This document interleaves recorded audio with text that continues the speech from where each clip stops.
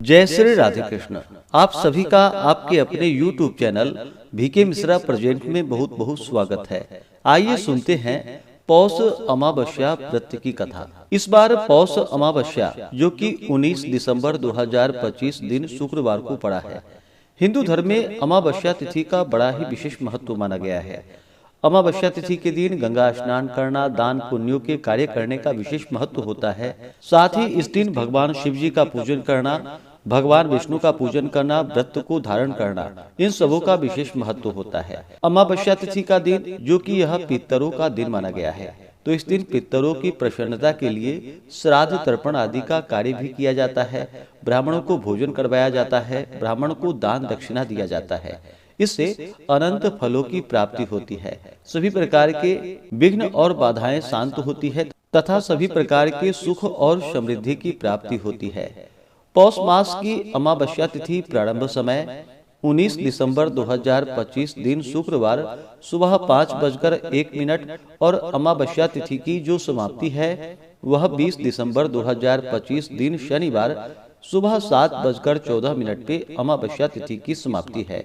तो इस बार स्नान दान की अमावस्या और व्रत की अमावस्या जो कि 19 दिसंबर को है। 19 दिसंबर को ब्रह्म मुहूर्त का समय सुबह 5:19 से सुबह 6:14 तक होगा। सूर्योदय का समय सुबह 6:38, सूर्यास्त शाम 5:12 होगा। राहु काल का समय सुबह 10:35 से सुबह 11:55 तक होगा। राहु काल समय के दौरान कोई भी शुभ कार्य या नया कार्य नहीं करना चाहिए, इस बात का ध्यान रखें। प्रातः काल पूजा का शुभ मुहूर्त सुबह 5:47 से सुबह 7:09 तक होगा। गोधूली मुहूर्त का समय शाम 5:25 से शाम 5:53 तक होगा। शाम को पूजा का शुभ मुहूर्त शाम 5:28 से शाम 6:50 तक होगा। नक्षत्र जो कि ज्येष्ठा होगा रात्रि 10:51 तक, उसके बाद मूल नक्षत्र होगा। योग शूल होगा दोपहर 3:47 तक, उसके बाद गंड योग होगा। पितरों का श्राद्ध तर्पण आदि का कार्य जो कि दोपहर के समय में करना चाहिए। तो आइए सुनते हैं अमावस्या व्रत की कथा। तो बोलिए प्रेम से भगवान विष्णु की जय, माता लक्ष्मी की जय, भगवान भोलेनाथ की जय, माता पार्वती की जय, सर्वदेवी देवता की जय। कथा के अनुसार बहुत समय पहले की बात है।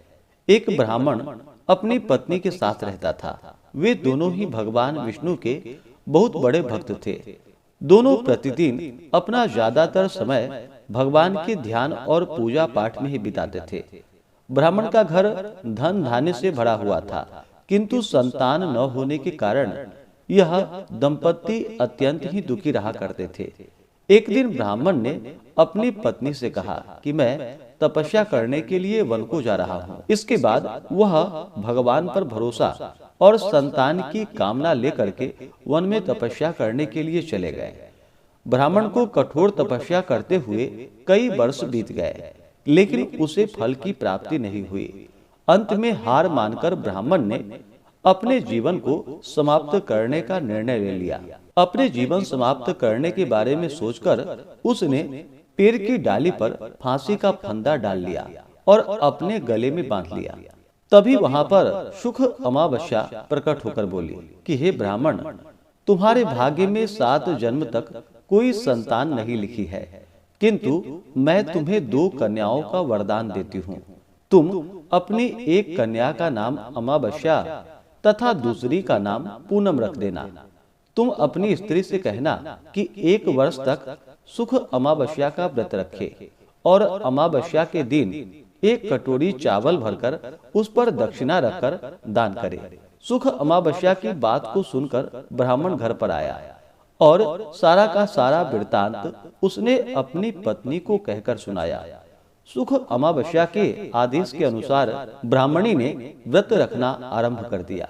कुछ ही दिनों के बाद ब्राह्मण के घर 2 कन्याओं ने जन्म लिया, जिसमें से एक कन्या का नाम अमावस्या और दूसरी का नाम पूनम रखा गया। जब ब्राह्मण की दोनों बेटियां बड़ी हुई तो ब्राह्मण ने उनका विवाह कर दिया। बड़ी बहन अमावस्या धार्मिक प्रवृत्ति की थी वह काफी समय भगवान की पूजा और धर्म कर्म में व्यतीत करती थी। इसके विपरीत पूनम भगवान को बिल्कुल भी नहीं मानती थी। बड़ी बहन अमावस्या के घर में सुख समृद्धि का भंडार था, पर छोटी बहन के घर में दरिद्रता छाई हुई थी। जब बड़ी बहन अमावस्या को अपनी छोटी बहन पूनम के बारे में पता चला तो वह बहुत दुखी हुई। तब अमावस्या अपनी बहन के लिए ढेर सारा सामान लेकर उससे मिलने के लिए छोटी बहन के घर पर पहुंचकर अमावस्या ने उसे 1 वर्ष तक सुख अमावस्या का व्रत करने की सलाह दी। साथ ही अमावस्या ने व्रत को विधि पूर्वक करने के बारे में पूनम को बताते हुए भी कहा कि तुम 1 वर्ष तक सुख अमावस्या का व्रत करना और 1 कटोरे में चावल भरकर उसे दान कर देना। ऐसा करने से तुम्हारे सभी कष्ट दूर हो जाएंगे और घर में सुख समृद्धि आएगी। पूनम ने अपनी बहन की बात को मानते हुए बिल्कुल ऐसा ही किया, जिसके बाद 1 साल के भीतर पूनम का घर धन धान्य से भर गया और उसके घर एक बेटे ने जन्म लिया। इस प्रकार जो भी अमावस्या का व्रत धारण करते हैं उनके सभी प्रकार के मनोरथ पूर्ण होते हैं। अब आइए सुनते हैं श्रीमद् भागवत गीता का 7वां अध्याय का कथा श्रवण करेंगे। भगवान श्री कृष्ण बोले कि हे पार्थ, अनन्य प्रेम से मुझ में आसक्त चित्त तथा अनन्य भाव से मेरे परायण होकर योग में लगा हुआ तू जिस प्रकार से संपूर्ण विभूति बल ऐश्वर्य आदि गुणों से युक्त सबके आत्म स्वरूप मुझको संशय रहित जानेगा, उसको सुनो। मैं तेरे लिए इस विज्ञान सहित तत्व को संपूर्णतया कहूंगा, जिसको जानकर संसार में फिर और कुछ भी जानने योग शेष नहीं रहेगा। हजारों मनुष्यों में कोई एक मेरी प्राप्ति के लिए यत्न करता है और उन यत्न करने वाले योगियों में भी कोई एक मेरे परायण होकर मुझको तत्व से अर्थात यथार्थ रूप से जानता है। पृथ्वी, जल, अग्नि, वायु, आकाश, मन, बुद्धि और अहंकार भी इस प्रकार यह 8 प्रकार से विभाजित मेरी प्रकृति है। यह 8 प्रकार के भेदों वाली तो अपरा अर्थात मेरी जड़ प्रकृति है। और हे महाबाहो, इससे दूसरे को जिससे यह संपूर्ण जगत धारण किया जाता है मेरी जीव रूपा पड़ा अर्थात चेतन प्रकृति जानो। हे अर्जुन, तू ऐसा समझ कि संपूर्ण भूत इन दोनों प्रकृतियों से ही उत्पन्न होने वाला है और मैं संपूर्ण जगत का प्रभाव तथा प्रलय हूँ अर्थात संपूर्ण जगत का मूल कारक हूँ। हे धनंजय, मुझसे भिन्न दूसरा कोई भी परम कारण नहीं है। यह संपूर्ण जगत सूत्र में सूत्र के मणियों के सदृश मुझ में गुथा हुआ है। हे अर्जुन, मैं जल में रस हूँ, चंद्रमा और सूर्य में प्रकाश हूँ, संपूर्ण वेदों में ओमकार हूँ, आकाश में शब्द और पुरुषों में पुरुष तत्व हूँ। मैं पृथ्वी में पवित्र गंध और अग्नि में तेज हूँ तथा संपूर्ण भूतों में उनका जीवन हूँ और तपस्वियों में तप हूँ। हे अर्जुन, तू संपूर्ण भूतों का सनातन बीज मुझको ही जान। मैं बुद्धिमानों की बुद्धि और तेजस्वियों की तेज हूँ। हे भरत श्रेष्ठ, मैं बलवानों का आसक्ति और कामनाओं रहित बल अर्थात सामर्थ्य हूँ और सब भूतों में धर्म के अनुकूल अर्थात शास्त्र के अनुकूल काम हूँ। और भी जो सत्व गुण से उत्पन्न होने वाले भाव हैं और जो रजोगुण से तथा तमोगुण से होने वाले भाव है, उन सब को तो मुझसे ही होने वाले ऐसा जानो। परंतु वास्तव में उनमें मैं और वे मुझ में नहीं है। गुणों के कार्य रूप सात्विक, राजस और तामस, इन तीनों प्रकार के भावों से यह सारा संसार प्राणी समुदाय मोहित हो रहा है। इसलिए इन तीनों गुणों से बड़े मुझे अविनाशी को नहीं जानता, क्योंकि यह अलौकिक अर्थात अति अद्भुत त्रिगुणमयी मेरी माया बड़ी दुस्तर है। परंतु जो पुरुष केवल मुझको ही निरंतर भजते हैं वे इस माया का उल्लंघन कर जाते हैं, अर्थात संसार से तर जाते हैं। माया के द्वारा जिनका ज्ञान हरा जा चुका है, ऐसे आसुर स्वभाव को धारण किए हुए मनुष्यों में नीच दूषित कर्म करने वाले मूढ़ लोग मुझको नहीं भजते। हे भरतवंशियों में श्रेष्ठ अर्जुन, उत्तम कर्म करने वाले अर्थात आर्त, जिज्ञासु और ज्ञानी, ऐसे 4 प्रकार के भक्तजन मुझको भजते हैं। उनमें नित्य मुझ में एक ही भाव स्थित अनन्य प्रेम भक्ति वाला ज्ञानी भक्त अति उत्तम है। क्योंकि मुझको तत्व से जानने वाले ज्ञानी को मैं अत्यंत प्रिय हूँ और वह ज्ञानी मुझे अत्यंत प्रिय है। ये सभी उदार हैं, परंतु ज्ञानी तो साक्षात मेरा ही स्वरूप है, ऐसा मेरा मत है। क्योंकि वह मदगत मन बुद्धि वाले ज्ञानी भक्त अति उत्तम गति स्वरूप मुझ में ही अच्छी प्रकार स्थित हैं। बहुत जन्मों के अंत के जन्म में तत्व ज्ञान को प्राप्त पुरुष सब कुछ वासुदेव ही है। इस प्रकार मुझको भजता है वह महात्मा अत्यंत दुर्लभ है। उन भोगों की कामना द्वारा जिनका ज्ञान हरा जा चुका है, वे लोग अपने स्वभाव से प्रेरित होकर उस नियम को धारण करके अन्य देवताओं को भजते हैं, अर्थात पूजते हैं। जो सकाम भक्त जिस देवताओं के स्वरूप को श्रद्धा से पूजना चाहते हैं, उस भक्त की श्रद्धाओं को मैं उसी देवताओं के प्रति स्थिर करता हूँ।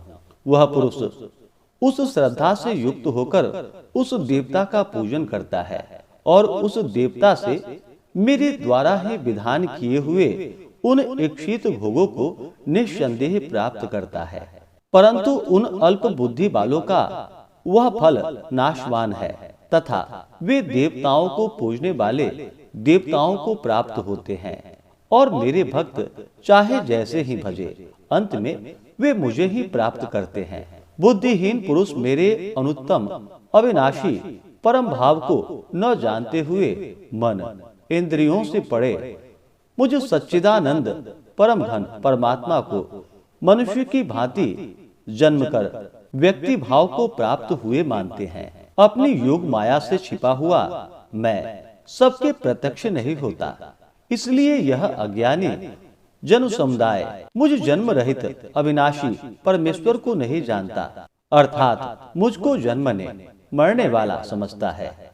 हे अर्जुन, पूर्व में व्यतीत हुए और वर्तमान में स्थित तथा आगे होने वाले सब भूतों को मैं जानता हूँ, परंतु मुझको कोई भी श्रद्धा भक्ति हित पुरुष नहीं जानता। हे भरतवंशी अर्जुन, संसार में इच्छा और द्वेष से उत्पन्न सुख दुखादि द्वंद्व रूप से मोह से संपूर्ण प्राणी अत्यंत अज्ञानता को प्राप्त हो रहे हैं, परंतु निष्काम भाव से श्रेष्ठ कर्मों का आचरण करने वाले जिन पुरुषों का पाप नष्ट हो गया है, वे राग द्वेष जनित द्वंद्व रूप मोह से मुक्त दृढ़ निश्चयी भक्त मुझको सब प्रकार से भजते हैं।